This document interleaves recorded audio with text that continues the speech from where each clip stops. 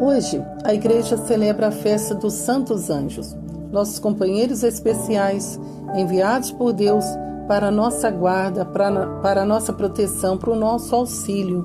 Então, nada melhor do que honrá-los meditando a palavra no livro de Tobias, onde o arcanjo Rafael nos dará grandes ensinamentos. Então, fique até o final desse vídeo e você vai entender como seu anjo da guarda trabalha o tempo todo a seu favor. Mas antes, não se esqueça de curtir esse conteúdo e, se você não é inscrito, se inscreva aqui no nosso canal. A palavra que vamos meditar, ela está no capítulo 12 do livro de Tobias. Mas antes, vamos fazer um pequeno resumo dessa história para que a gente entenda um pouquinho mais. Se você não conhece a história, Tobit, ele era um exilado, morava em Nínive, mas era um homem temente a Deus.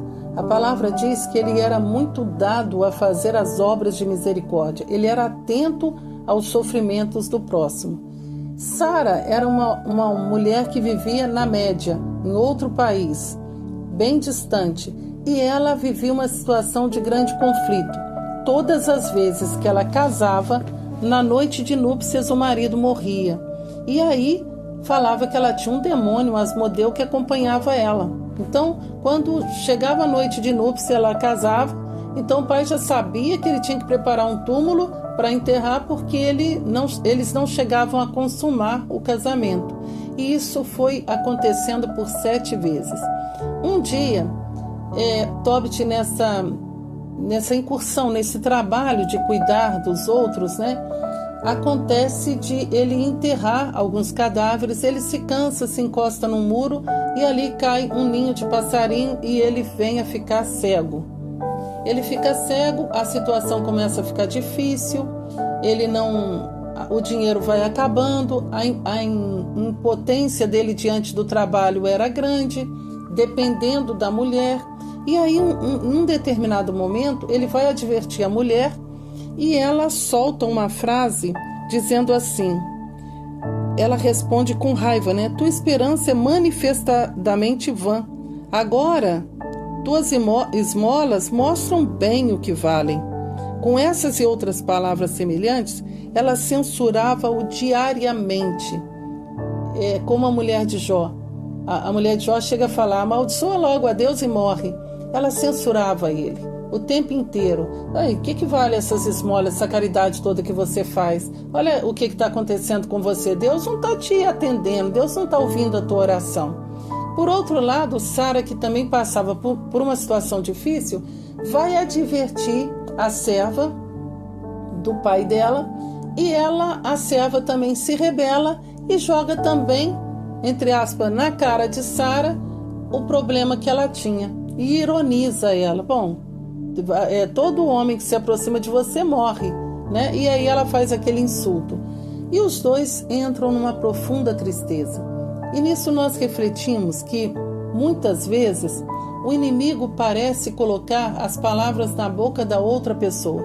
Basta chamar uma atenção ou falar algo, aquela pessoa solta às vezes coisas que não estão nem dentro daquele contexto.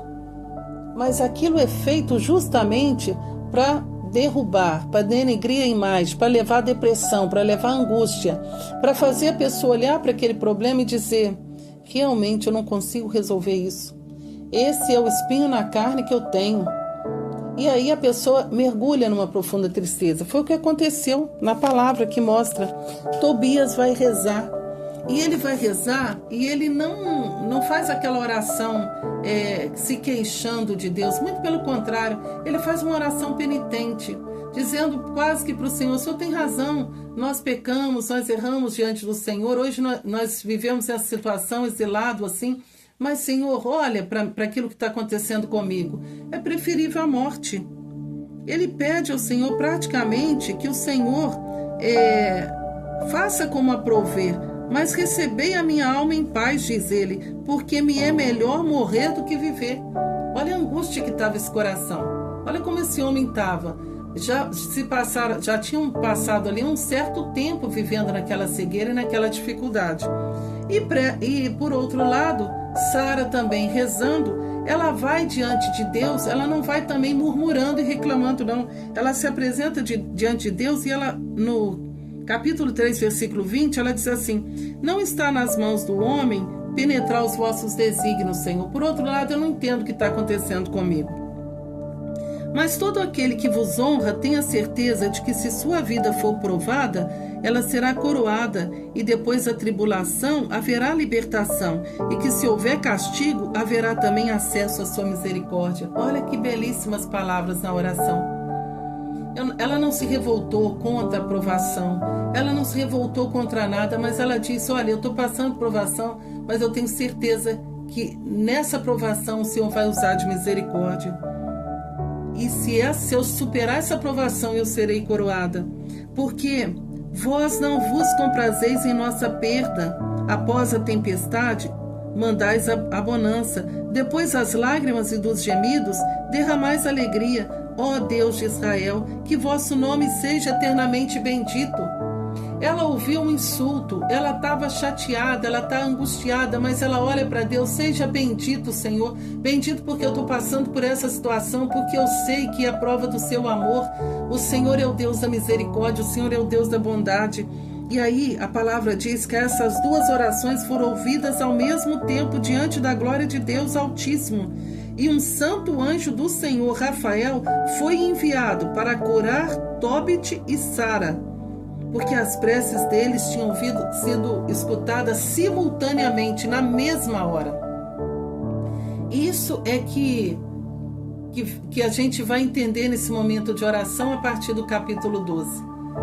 Ali entra a providência, Rafael vem, Tobit pensa assim: minha oração foi atendida, meu filho, senta comigo aqui. Ele passa todas as instruções para o filho, todos os ensinamentos, e diz ao filho: olha, eu estou precisando de buscar resgatar um dinheiro que está lá em Rages, na Média, e eu preciso que você vá lá. Só que o filho dele não sabia o caminho, era o filho único, e ele precisava de alguém que o ajudasse e encaminhasse. A partir dali ele sai para procurar uma pessoa, e ele encontra justamente com Rafael, que se apresenta a ele como Azarias. E esse arcanjo Rafael vai caminhar com ele durante toda a viagem, vai lhe dar ensinamentos e vai conduzir ele ao casamento com Sara.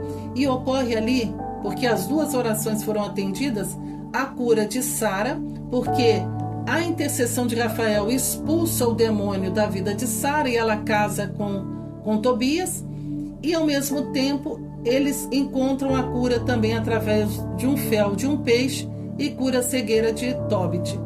Mas no capítulo 12, onde nós vamos ver alguns ensinamentos que Rafael dá e que servem para a nossa vida, um auxílio constante que o anjo da guarda nos dá. Após o casamento de Sara e Tobias, eles estão muito felizes. O pai de Sara está numa felicidade intensa, porque a filha tinha conseguido casar e não estava mais sob o domínio do mal. Então eles começam a pensar: como é que nós vamos agradecer esse Azarias? Ele foi tão bom para a gente, ele fez tanta coisa boa, vamos dar uma quantia de dinheiro para ele. E aí Rafael se dá a conhecer. A partir do versículo 6 se diz assim, olha o que o anjo vai dizer: então ele falou-lhes discretamente: bendizei a Deus do céu e dai-lhes glória diante de todo ser vivente, porque ele usou de misericórdia para convosco. A resposta da oração de Sara: bendize a Deus, não reclama, louve a Deus, coloque-se na presença de Deus, porque ele tem o controle de tudo. E ele diz: se é bom conservar escondido o segredo do rei, é coisa louvável revelar e publicar as obras de Deus. Segundo ensinamento: publique as obras de Deus. Conte as maravilhas de Deus. Conte aquilo que Deus fez na sua vida, aquilo que foi bom, aquilo que vai fazer com que as outras pessoas acreditem em Deus. Então, testemunho é uma coisa muito boa. Quando ele é para a glória de Deus, não para contar vantagem, não, mas para contar a glória de Deus. Como Deus fez você sair daquela situação. Então essa é uma outra forma de oração que ele vem mostrar para nós. Quando nós glorificamos a Deus com a nossa vida, contamos: olha, Deus é tão bom, aconteceu isso, esse infeliz clamou a Deus e foi ouvido, como fala o Salmo. Então é muito bom, diz o arcanjo. Boa coisa é a oração acompanhada de jejum, e a esmola é preferível aos tesouros escondidos. Mais um outro segredo que traz essa palavra. Na Quaresma, a igreja, com grande sabedoria, nos fala que o meio de penitência é a oração, jejum, a penitência. E aqui o arcanjo também vem nos dar essa direção. Boa coisa é a oração. Por que a oração é boa? Porque Deus dispôs de nos responder através do nosso diálogo com Ele. Essa revelação ela até vai ocorrer na vida de um padre Luiz Eduardo, um padre francês, em que ele recebe uma revelação de Nossa Senhora da famosa oração Augusta Rainha dos Céus. E ali, ele antes de Nossa Senhora falar a ele, manifestar a ele tem uma visão dos demônios agindo em toda parte no mundo. E aí ela aparece, e diz para ele, olha, é necessário que você suplique a Rainha do Céu para que ela interceda por vocês. E aí ele vira para Nossa Senhora e diz assim, mas não seria tão bom se a senhora, já sabendo, fizesse isso por nós? E aí ela diz assim, não, porque Deus dispôs que tudo chegue até vós através da oração. Então ele pede a ela que inspire para ele a oração, e ela inspira a oração Augusta Rainha dos Céus. Soberana Senhora dos Anjos, uma oração bem conhecida nossa, que você vai encontrar aqui no canal também a recitação dessa oração, que ela pede que a gente aprenda essa oração de cor. Então a oração, ela é o meio pelo qual Deus dispôs para nós recebermos as graças que precisamos. E aí Rafael vem e fala mais uma coisa, o jejum também é importante, você se penitenciar por aquilo que você quer, pedir perdão ao Senhor, reparar até mesmo com o jejum. E ao mesmo tempo ele dá uma alavanca para que você seja atendida na oração. E ele vem justamente mostrar a mulher de Tobit. A esmola é preferível aos tesouros de ouro escondido, porque a esmola livra da morte, ela apaga os pecados e faz encontrar misericórdia e vida eterna. Como que a esmola apaga pecados? Ora, quando você oferece uma esmola a alguma pessoa que te pediu, que é um segredo, você oferece aquela esmola ou faz aquela caridade, e aí ninguém viu aquilo, só Deus viu. E se você oferecer aquela esmola em sufrágio pelas almas do purgatório, ela apaga o pecado, ela apaga a penitência. Você tem condição de receber indulgências, e essas indulgências podem ser aplicadas à alma do purgatório. A esmola, ela gera na sua vida indulgências, e essas indulgências podem ser aplicadas, ela apaga o pecado, ela dá alívio ao sofrimento das almas do purgatório. Nós estamos interligados. A esmola também é oração. Tem outro ensinamento dado isso lá no livro de Eclesiástico. A esmola combaterá por ti. Nos momentos difíceis, em que as pessoas armam ciladas, armadilhas, aquela esmola, aquilo que você fez em segredo, vai combater diante de ti, diante do trono de Deus. Olha o que ele diz. Aqueles, porém, que praticam injustiça e o pecado, são seus próprios inimigos. Vou descobrir-vos a verdade sem nada vos ocultar. E aqui ele revela um segredo. Aqui ele vai explicar por que a esmola tem um poder sobrenatural diante do trono de Deus.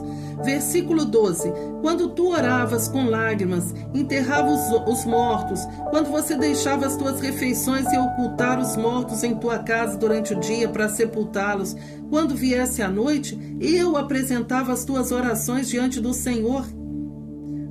E como que ele apresentava? Ele apresentava as orações, as súplicas de Tobit através das obras de misericórdia que ele fazia. Quais são essas obras que estão à nossa disposição? Dá de comer ao faminto, dá de beber a quem tem sede, vestir as pessoas que estão sem roupa, com dificuldade, dar pousada aos peregrinos, visitar os enfermos, os doentes, visitar as pessoas presas, rezar também, enterrar os mortos, fazer orações também por essas pessoas.